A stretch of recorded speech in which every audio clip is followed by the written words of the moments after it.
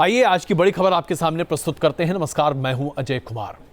क्या आतंकियों के निशाने पर अब हमारे देश की लाइफलाइन यानी कि भारतीय रेल आ चुकी है? कानपुर में जो 2 रेल हादसे हुए हैं उसके आसपास कानपुर के, क्या उन रेल हादसों में आईएसआई के गुर्गों का हाथ था? क्या आईएसआई के इशारे पर अब भारतीय रेल के हादसे किए जा रहे हैं और उनके ट्रैक पर बम रखा जा रहा है? मोतिहारी में पुलिस के जांच के दौरान यह पता चला है कि 3 ऐसे संदिग्धों को गिरफ्तार किया गया जिन्होंने कबूला है कि उनका हाथ है कानपुर के आसपास होने वाले 2 ट्रेन हादसों में, जिसमें 210 से ज्यादा लोगों की मृत्यु हुई है। और माना जा रहा है कि ये ट्रेन हादसे एक प्रेशर कुकर जो कि रेलवे ट्रैक कर रखा गया था उसके फटने की वजह से हुए, और यह सब कुछ किया गया है आईएसआई के इशारे पर, यानी कि पाकिस्तान के इशारे पर। क्या वाकई में अब भारतीय रेल पाकिस्तान के निशाने पर है? क्या कानपुर में हुए रेल हादसे के पीछे आईएसआई का हाथ था? क्या दुबई में रची गई थी रेल हादसे की साजिश? 20 नवंबर को हुए रेल हादसे में 150 से ज्यादा लोग गाल के गाल में समा गए थे। लेकिन अब करीब 3 महीने बाद जो खुलासा हो रहा है वो बेहद चौंकाने वाला है। सूत्रों की माने तो इंदौर पटना एक्सप्रेस का रेल हादसा रेलवे ट्रैक के पास बम रखकर इस साजिश को अंजाम दिया गया था। रेल हादसे के पीछे आईएसआई कनेक्शन का खुलासा पूरी पड़ताल के बाद किया जा रहा है। भारत नेपाल सीमा पर पुलिस ने मोती पासवान नाम के एक शख्स को गिरफ्तार किया है। मोतिहारी पुलिस की माने तो आरोपी ट्रेन दुर्घटना की साजिश रचने से लेकर उसे अंजाम देने तक में सक्रिय तौर पर शामिल था। जब इन्वेस्टिगेशन के दौरान में जो कानपुर के संबंध में भी कुछ जो है पॉजिटिव लीड्स मिले थे, तो जो ये बातें जो थी जो उनके इनसे पूछताछ में आई है सामने में, तो उनसे हम लोगों ने उनको अवगत करा दिया है। और अभी वहाँ पे किस प्रकार से, क्योंकि पूर्व में वहाँ पर अनुसंधान हुआ है और यहाँ पे जो लीड्स मिली हैं उसके आधार पर जो इन्वेस्टिगेटिव एजेंसीज हैं वहाँ की, वो लोग आपस में यहाँ से पूछताछ करेंगे और जो उनके पास साक्ष्य उपलब्ध है और जो यहाँ से साक्ष्य उपलब्ध होगा उसको मिलाकर वो लोग अपने स्तर से। इतना ही नहीं, पूछताछ के दौरान मोती पासवान ने खुलासा किया कि बम प्लांट करने की साजिश दुबई में बैठे शमसुल ने रची थी। शमसुल नाम का ये कारोबारी आईएसआई को भी फंडिंग करता है। मोती पासवान को कानपुर में बम प्लांट करने के लिए भेजा गया। कानपुर में बम प्लांट करने में जियाउर और जुबैर नाम के 2 शख्स ने इसकी मदद की। दिल्ली में गिरफ्तार जियाउर और जुबैर की तस्वीर देख मोती ने उनकी शनाख्त की है। कानपुर में इसके पास में जो है जो घटना हुई है उसके संबंध में अभी तक कोई जानकारी मिल पाई है कि नहीं? अभी आए हैं, एसएसपी साहब से बात हुई है। आगे अभी जब वो लोग रिमांड पे आते हैं मूल्य, उसके बाद हम लोग उनसे जब बात करेंगे। मोतिहारी पुलिस के इस खुलासे से हड़कंप मच गया। जांच के लिए यूपी एटीएस की टीम मोतिहारी पहुंच चुकी है।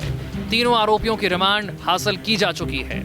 खबर यह भी है कि आरोपी मोती पासवान से पूछताछ करने के लिए एनआईए और रॉ की भी टीम मोतिहारी पहुंचने वाली है। यानी इस मामले में अभी और कई खुलासे होने की उम्मीद है। Rajneesh Sinha, News Nation, Motihari. अब सवाल यह उठने लगा है कि आखिरकार पाकिस्तान की खुफिया एजेंसी आईएसआई को हिंदुस्तान के रेलवे नेटवर्क को निशाना बनाकर क्या हासिल होगा? जब से यह खबर सामने आई है तब से हर किसी के होश उड़े हुए हैं, क्योंकि अगर भारत को अस्थिर करना है तो उसके रेल नेटवर्क को, उसके बस और रोड नेटवर्क को अगर आप तबाह कर दीजिए तो हिंदुस्तान पूरे तरीके से पंगु हो जाएगा। तो क्या आईएसआई अब हिंदुस्तान के रेल नेटवर्क को पूरी तरह से तबाह करने पर जुट गया है? और अगर ऐसा है तो रेलवे की सुरक्षा कर पाना फौरी तौर पर तो मुनासिब नहीं है, बहुत दिक्कत होगी। कैसे बचाव होगा फिर? हिंदुस्तान में आईएसआई की साजिश किसी से छिपी नहीं है। हिंदुस्तान को अस्थिर करने की फिराक में रहती है पाकिस्तानी खुफिया एजेंसी आईएसआई। बम धमाकों के पीछे भी आईएसआई का कनेक्शन सामने आता है। नकली नोटों के जखीरे के पीछे भी आईएसआई का ही हाथ होता है। लेकिन यह पहली बार है कि किसी रेल दुर्घटना के पीछे आईएसआई का कनेक्शन सामने आया है। मोतिहारी पुलिस के हत्थे चढ़े इन आरोपियों ने रेल दुर्घटना के पीछे अपने हाथ होने की बात तो कबूली है, लेकिन जो खुलासा किया है वो बेहद चौंकाने वाला है। क्या पाकिस्तान की आईएसआई के निशाने पर हिंदुस्तान की लाइफलाइन यानी भारतीय रेल है? जब से ये बात सामने आई है सरकार की नींद उड़ी हुई है। गृह राज्य मंत्री की माने तो इस बात की तफ्तीश जारी है। देखिए, जब पकड़े जाते हैं तो किसी सोर्स या किसी कारण से पकड़े जाते हैं। पकड़ने के बाद उनके साथ पूछताछ होगा, फिर कोलैबोरेट करेंगे, फिर उसके ऊपर में और जांच पड़ताल करेंगे, तब हम डेफिनेट रूप से कह सकते हैं कि कौन लोग इसमें शामिल हैं और कहां से इसका योजना हुआ है और कितने लोग बाकी हैं। अभी हम पूरा खुलासा करके ठीक नहीं रहेगा। आरोपियों के खुलासे से केंद्रीय एजेंसियां सतर्क हो गई हैं। खुद रेल मंत्रालय भी इस खुलासे से हैरान है। रेल राज्य मंत्री मनोज सिन्हा भी हादसों के पीछे आईएसआई कनेक्शन की बात से इनकार नहीं कर रहे। ऐसे समाचार टेलीविजन पर आए हैं और आईबी और राग के लोग भी जांच में लगे हैं। डीजी आरपीएफ और आरपीएफ के कई वरिष्ठ अधिकारी मामले को देख रहे हैं। एक बार जांच पूरी हो जाए फिर आधिकारिक रूप से कुछ कहा जाएगा। रेल हादसों के पीछे सीमा पार की साजिश का खुलासा जांच के बाद सामने आया है। बिहार के घोड़ासहन रेल ट्रैक बमकांड की तफ्तीश की कड़ियां कानपुर रेल हादसे तक पहुंच गई हैं। एनआईए और रॉ ने भी इस मामले की जांच और तेज कर दी है। मोतिहारी से रंजीत के साथ टीम न्यूज नेशन। और आइए जरा रुख करते हैं उत्तर प्रदेश के चुनावी माहौल का। ऐसा लगता है जैसे कि अब कांग्रेस और समाजवादी पार्टी के बीच गठजोड़ पूरी तरीके से तय है, जिसके औपचारिक ऐलान में एक अड़चन आ रही है और अड़चन है आरएलडी का साथ आना। आरएलडी यानी कि अजीत सिंह की पार्टी यह मांग कर रही है कि उन्हें कम से कम 3 विधानसभा सीटों पर अपने 30 विधानसभा सीटों पर अपने उम्मीदवार खड़े करने का मौका दिया जाए।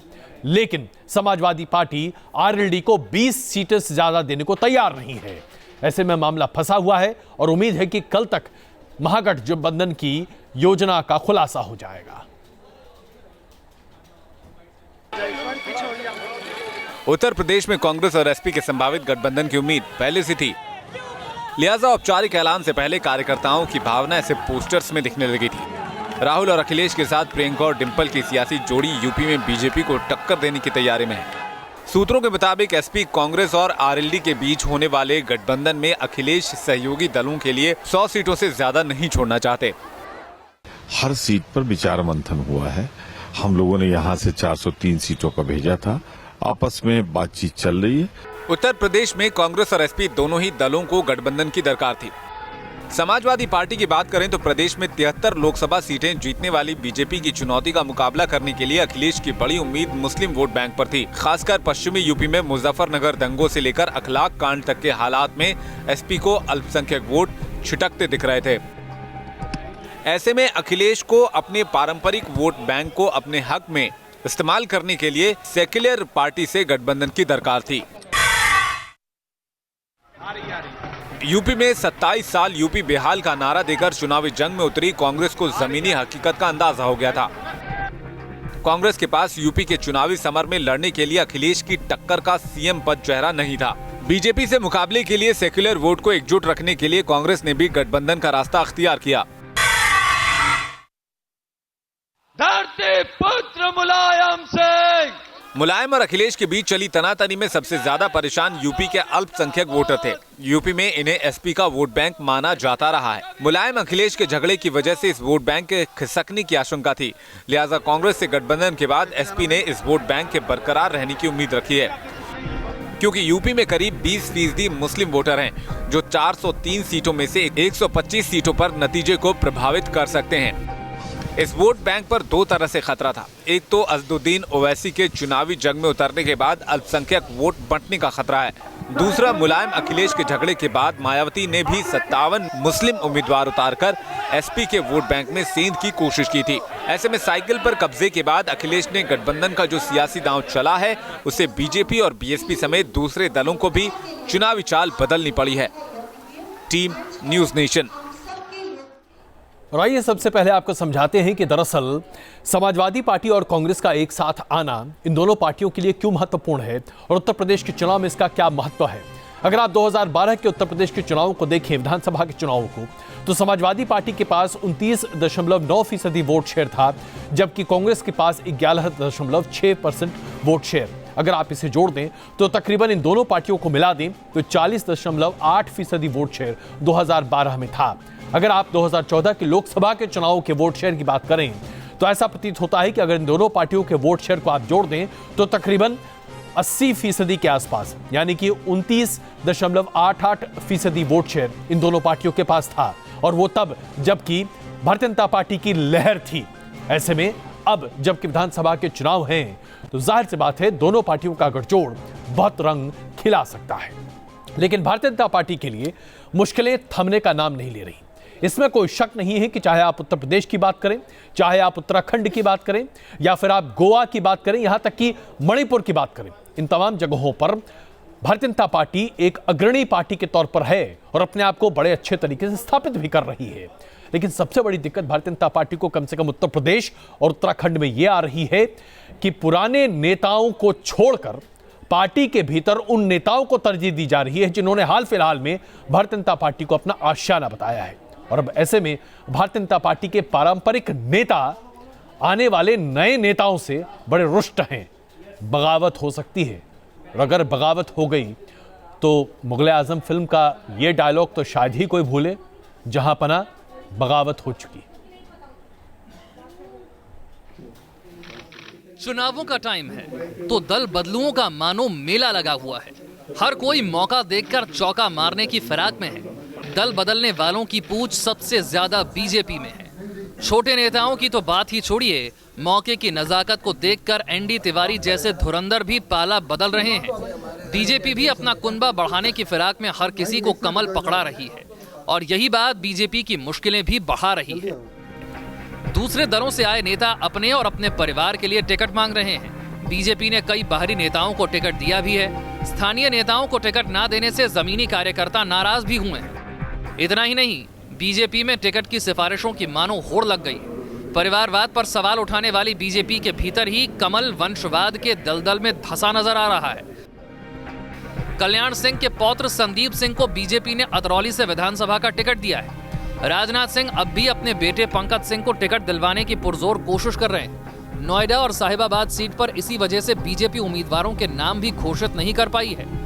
यशपाल आर्य को बाजपुर और उनके बेटे संजीव आर्य को नैनीताल से टिकट मिल गया है।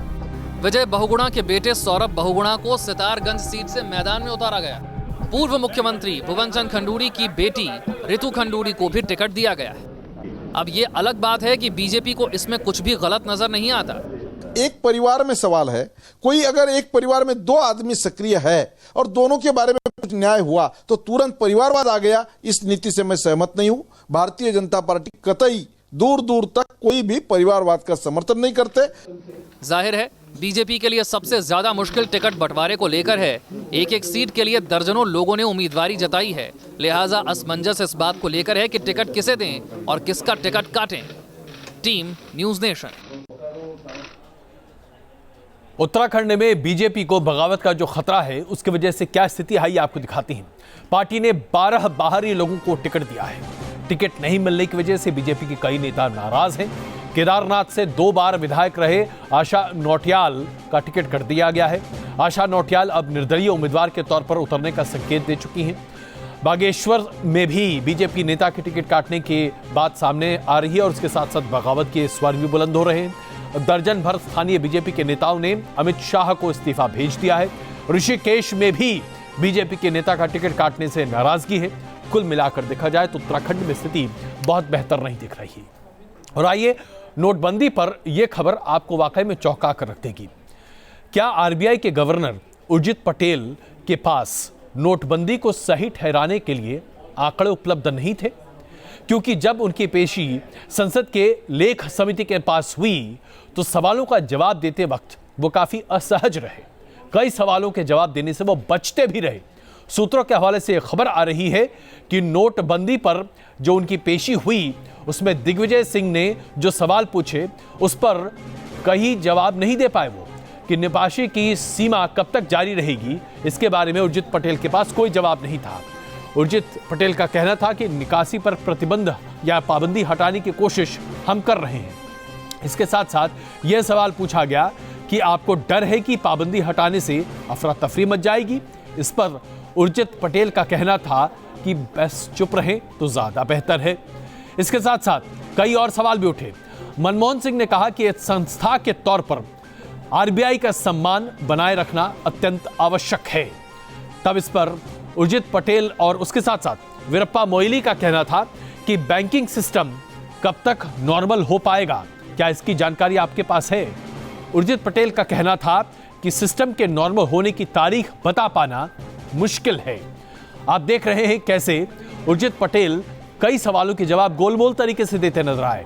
उन्होंने यह जरूर दावा किया कि बैंकिंग सिस्टम में 9.2 लाख करोड़ रुपए डाले जा चुके हैं जब से नोटबंदी हुई है, लेकिन कितने पुराने नोट जमा हुए हैं पुराने सिस्टम में?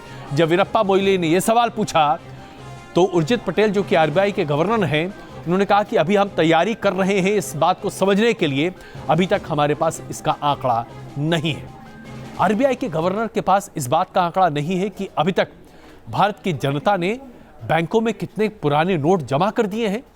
यह बात जरा गले के नीचे उतरती दिखती नहीं है, लेकिन कम से कम यही स्थिति है।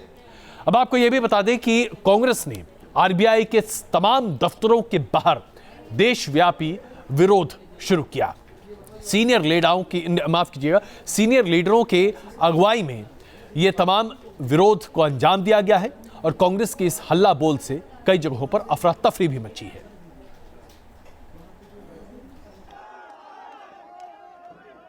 दिल्ली, मुंबई, भोपाल और चंडीगढ़ नोटबंदी के खिलाफ ये कांग्रेस के हल्ला बोल की तस्वीरें हैं। देश के उत्तर से लेकर दक्षिण और पूरब से लेकर पश्चिम तक विरोध प्रदर्शनों की ऐसी ही तस्वीर नजर आई। कांग्रेस ने दिल्ली से लेकर देश के दूसरे हिस्सों में आरबीआई के दफ्तरों के घेराव के साथ ही विरोध प्रदर्शन का ऐलान किया था। इसी कड़ी में दिल्ली में जंतर मंतर पर कांग्रेसी नेताओं ने मोदी सरकार के नोटबंदी के फैसले के खिलाफ प्रदर्शन किया, जहां आनंद शर्मा ने प्रदर्शन की अगुवाई की।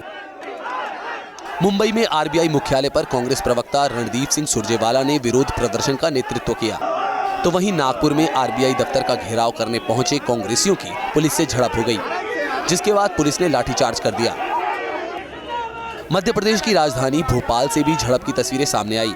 लगातार 3 दिन से प्रदर्शन कर रहे कांग्रेसी आज आरबीआई के रीजनल दफ्तर का घेराव करने पहुंचे थे, लेकिन पुलिस ने रास्ते में ही रोक दिया।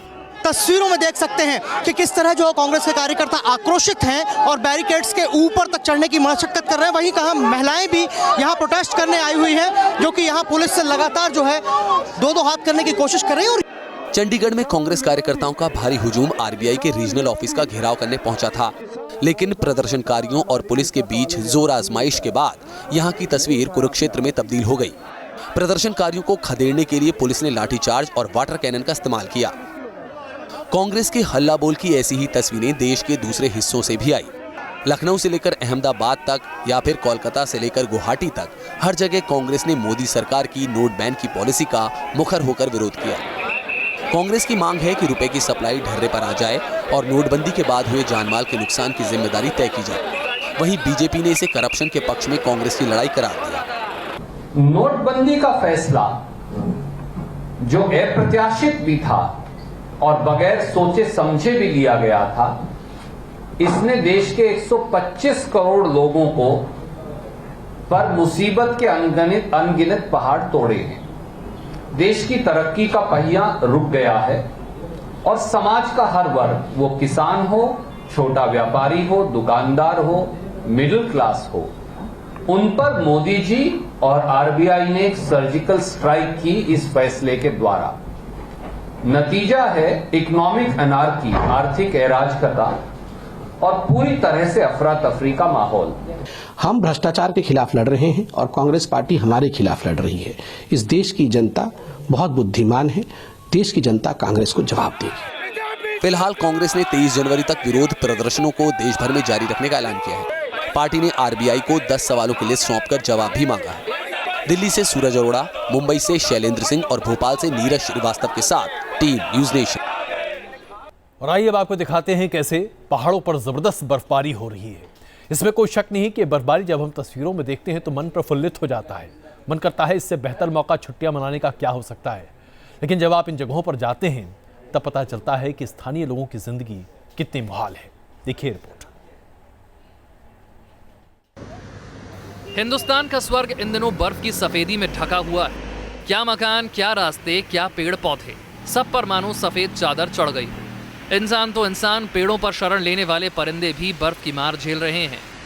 श्रीनगर की इन तस्वीरों को देखिए, जहां तक नजर जाती है वहां तक सिर्फ बर्फ ही बर्फ नजर आती है। मौसम विभाग की माने तो इस साल बर्फबारी ने पिछले कई सालों का रिकॉर्ड तोड़ दिया है। आने वाले दिनों में और भी ज्यादा बर्फबारी का अनुमान जताया जा रहा है। अगर हम टेम्परेचर की बात करें तो आज का श्रीनगर का मिनिमम टेम्परेचर -2.4 डिग्री रिकॉर्ड किया गया। वहीं अगर हम टूरिस्ट रिजॉर्ट गुलमर्ग और पहलगाम की बात करें तो गुलमर्ग का टेम्परेचर -9 डिग्रीज और पहलगाम का -4 डिग्रीज रिकॉर्ड किया गया। स्टेट की सबसे ठंडी जगह की बात की जाए तो वो लेह है, जहां का टेम्परेचर -13.1 डिग्री रिकॉर्ड किया गया। सैलानियों के लिए बर्फ किसी मजे से कम नहीं, लेकिन स्थानीय लोगों के लिए बर्फबारी आफत बन गई है।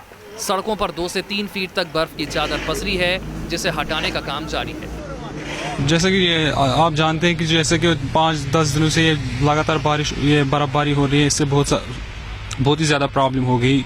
जैसे कि सड़कें बंद हो गई, यहाँ लाइट्स बंद हो गई, और जो हमारी ये हाईवे है वो 2-3 दिनों से बंद रही है। सबसे पहले ट्रैफिक सस्पेंड हुआ, फिर एयर ट्रैफिक भी सस्पेंड हुआ। उसके बाद क्या हुआ कि इलेक्ट्रिसिटी सबसे मेन जो है वो इलेक्ट्रिसिटी है।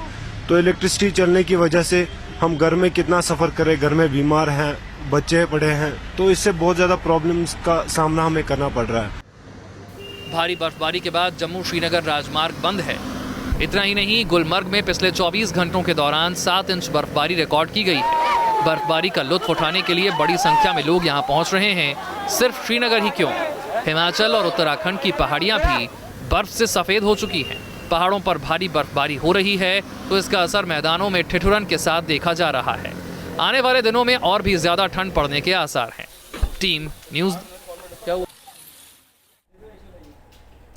और आइए इससे पहले कि हम कुछ देर के लिए रुकें, आपको ये तस्वीरें दिखाते हैं। हवाई के कोमाकुन लावा की ये तस्वीर है जो कि कैमरे में कैद हुई है। लावा बाहर निकल रहा है और हवाई आइलैंड्स के पास समुद्र में ये बह रहा है। आप देखिए किस तरीके से लावा सॉलिडिफाई हो रहा है। ये आप लावा की तस्वीरें देख रहे हैं जो कि समझिए इसका तापमान कितना ज़्यादा होगा कि पिघली हुई पृथ्वी किस तरह से बाहर निकल रही है फूटकर ज्वालामुखी से। और ये आप अपने आप में ये ऐसा अलग तस्वीर है, ये नज़ारा अपने आप में बहुत कुछ कहता है।